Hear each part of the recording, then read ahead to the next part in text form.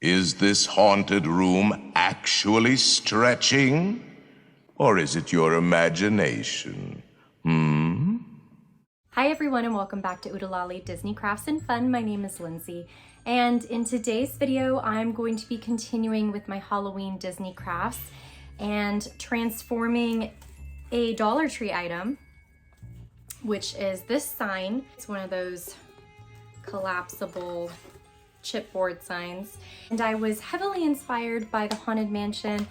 It's one of my favorite attractions at Disneyland. If you know me, I am very into the paranormal. I love ghosts and spirits and all of that.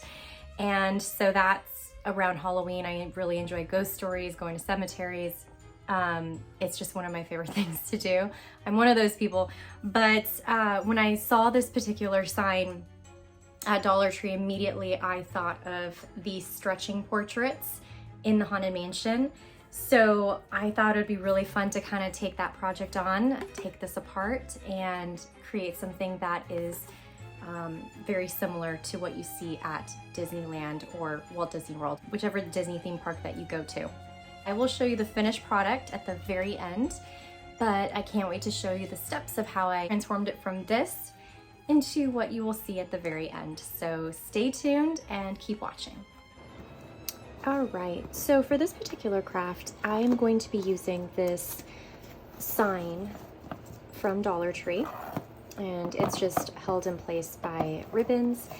And whenever I'm at Dollar Tree, yes, I love their fall decor, and yes, I do purchase some items that are going to be used for display purposes, but sometimes I go in there just to see what items I can utilize and literally tear apart and recreate it and repurpose it into something different.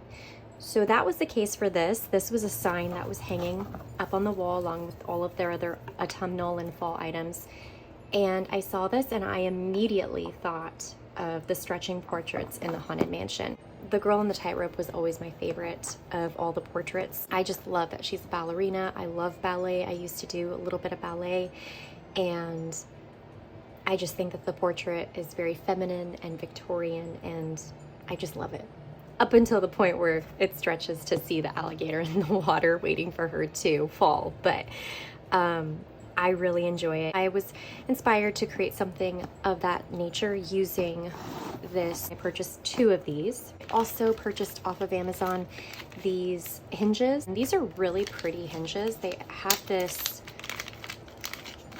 antique Victorian look to them. I think they're beautiful. So I got those, and this comes in a pack of 10. So I love that. And then I also purchased off of Amazon these ballet slippers. And then I went through my stash and I pulled out some ribbons. So let's go ahead and get into the craft. So basically what I did was I removed the ribbon, and this is super easy to remove. I just literally tugged and all the staples came out easy breezy. So you're left with 2 pieces or 1 piece of string. So it's basically 1 long string that's just looped around. And I purchased 3 of these. I know I mentioned 2, but I did purchase 3 just to make sure I was covered. So I took 2 of these apart, and what you're left with, you're going to just have as many as you've taken apart of these little chipboard pieces. And I love them because they are pretty sturdy. They're pretty sturdy pieces. I'm not super crazy about these jagged edges. So what I decided to do was I cut out pieces of cardboard that are the exact size of the chipboard pieces. And my plan is to glue the pieces of cardboard down. I'm just gonna go ahead and use my trusty tacky glue.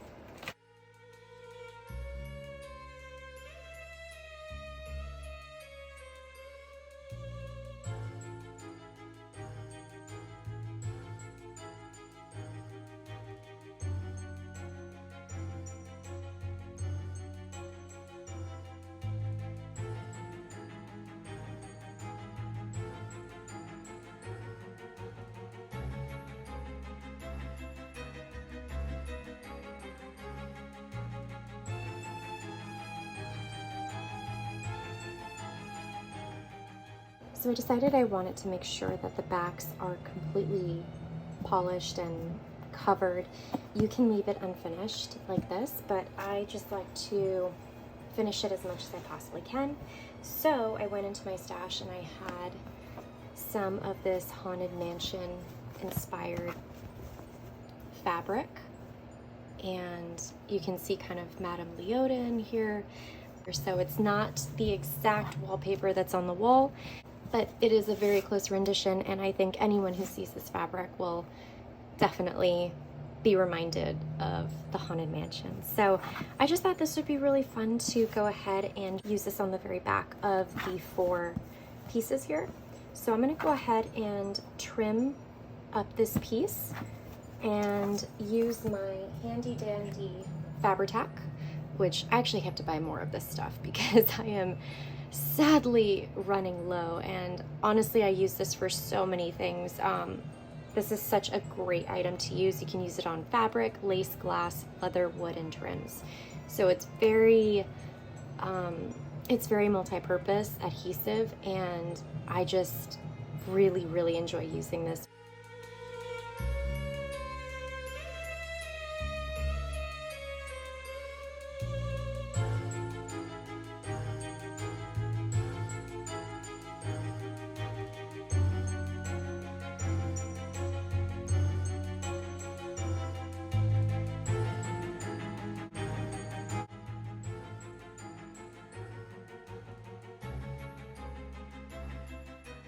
Okay, so I went ahead and I did a couple things off camera because I used white cardboard because that's what I could find. I used my Tim Holtz tea dye distress ink and just went around it just in case any of the white peeked through. I wanted to mask it as much as I possibly could.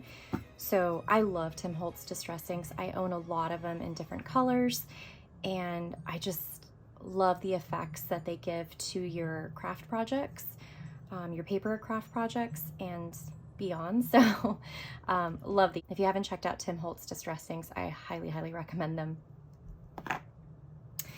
And for the back sides of each of the pieces, I did go ahead and adhere the fabric to the backs, and I also added some trim just to mask any edges that were raw or didn't look that good.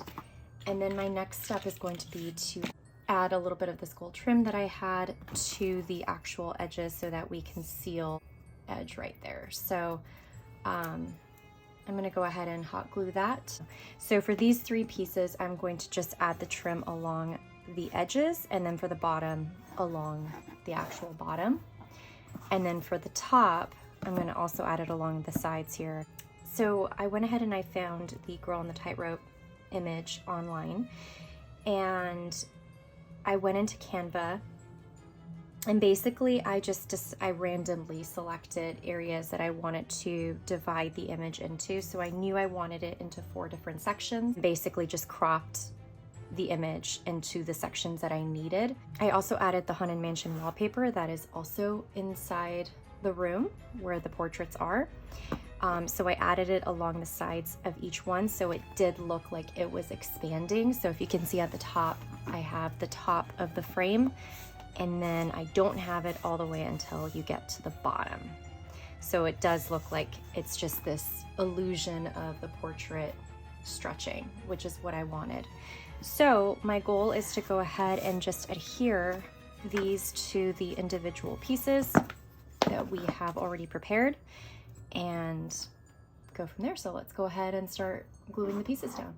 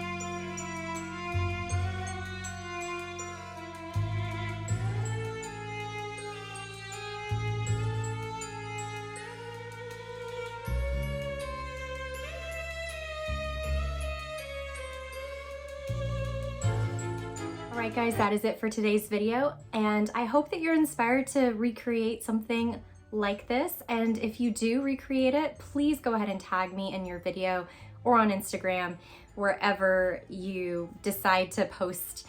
I really can't wait to see what you guys end up making and creating. If you like this video, please give it a thumbs up, subscribe, and ring the bell for notifications for future Disney Halloween content to come. So until next time, I will see you in my next video. Bye, guys.